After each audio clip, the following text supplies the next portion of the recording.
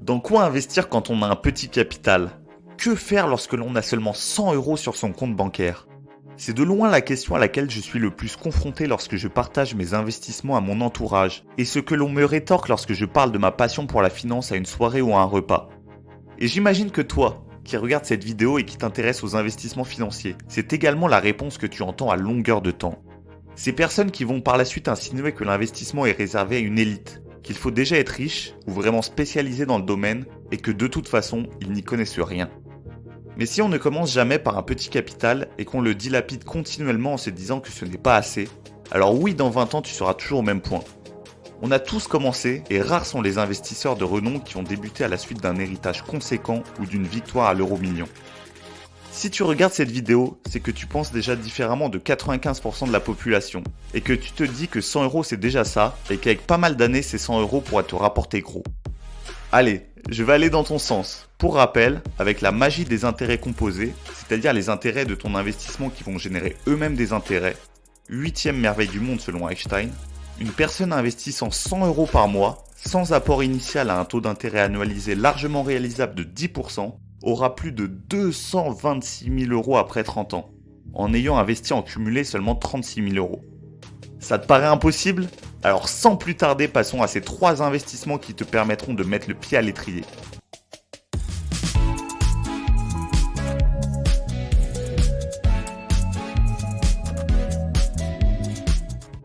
Je précise que les sociétés dont je vais indiquer le nom sont des entreprises dans lesquelles j'ai investi depuis plusieurs années.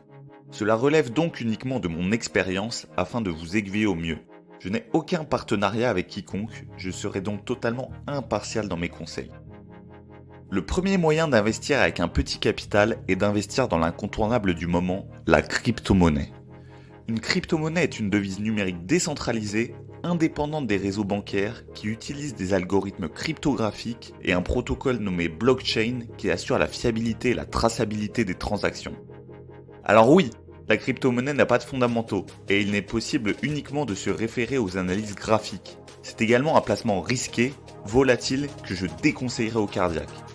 Mais je pense surtout que cet investissement est idéal pour les personnes téméraires qui croient en l'avenir de cette technologie. Car la puissance de la bourse et plus globalement de la crypto est qu'il est possible d'obtenir des gains de plus de 1000%, mais qu'il n'est pas possible de perdre plus de 100% de son capital.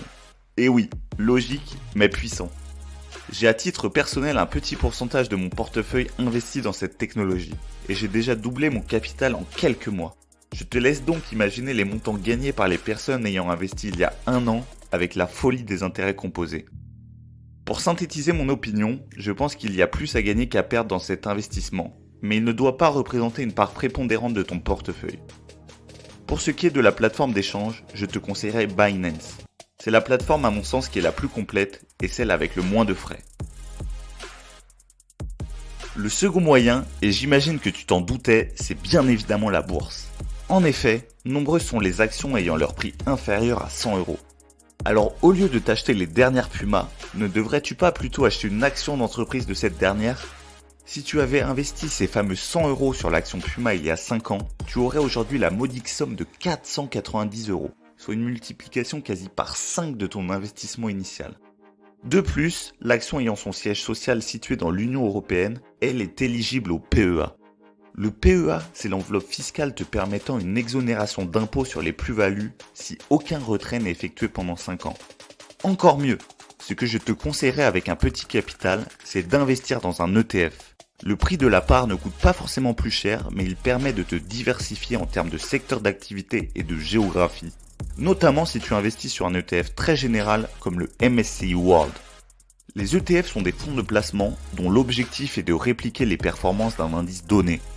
De plus, les frais sont largement restreints comparativement aux produits proposés en banque.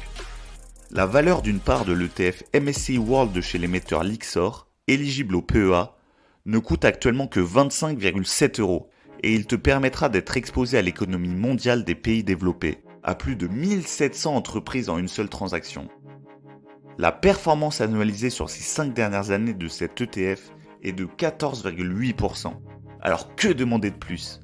Attention néanmoins à bien choisir son courtier quand on a un petit capital, car certains courtiers vont prendre une valeur constante de commission. Donc plus l'investissement est petit, plus les frais seront importants en proportion. En toute objectivité, encore une fois, j'utilise à titre personnel Bourse Direct pour mon PEA et 2Giro pour mon compte titre, qui ont tous deux des frais inférieurs à la moyenne du marché, et j'en suis satisfait. Ma dernière alternative te permettra d'investir dans du dur, dans de la pierre. C'est, tu l'auras sans doute reconnu, la SCPI, autrement appelée la pierre papier. Une société civile de placement immobilier est un véhicule de placement collectif qui collecte des fonds apportés par des investisseurs particuliers afin d'acquérir et de gérer un patrimoine immobilier. En contrepartie de cet investissement, les épargnants reçoivent des rentes, soit mensuelles, soit trimestrielles. Cela dépend de la SCPI. Les frais d'entrée sont très élevés, semblables à des frais de notaire, oscillant autour des 10% en fonction de chaque SCPI encore une fois. Cet investissement est donc destiné pour des horizons de placement très long terme.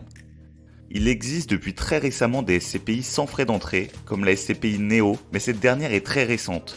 Nous n'avons pas encore l'historique de sa performance sur la durée. Il faudra aussi prendre en compte le délai de jouissance. C'est en réalité le laps de temps entre la date de souscription de tes parts et la date d'entrée en jouissance, c'est-à-dire le versement des premiers dividendes. Ce délai va permettre à la SCPI de prendre le temps d'investir dans les biens immobiliers. Néanmoins, il n'y a pas que des inconvénients, loin de là. La SCPI va te permettre de diversifier ton portefeuille, d'investir dans la pierre sans gestion, pas d'imprévu avec les locataires ou autres. Les rendements sont aussi corrects, de l'ordre de 5%, et tout cela avec un très petit capital, ou même à crédit. Pour la SCPI Core Mixel par exemple, il est possible d'investir à partir de 189 € et de programmer un versement mensuel de 50 €. Idéal pour se constituer un patrimoine immobilier en commençant de zéro. Voilà, c'était pour moi les 3 grands principaux actifs à détenir pour tout investisseur. J'ai cherché à te proposer des alternatives afin d'investir dans ces 3 piliers de l'investissement d'aujourd'hui, tout en ayant un petit portefeuille. J'espère que ça t'a plu. Si c'est le cas, n'hésite pas à lâcher un like et à t'abonner. C'est ce qui me fait le plus chaud au cœur. Merci à toi pour le soutien et je te dis à très vite.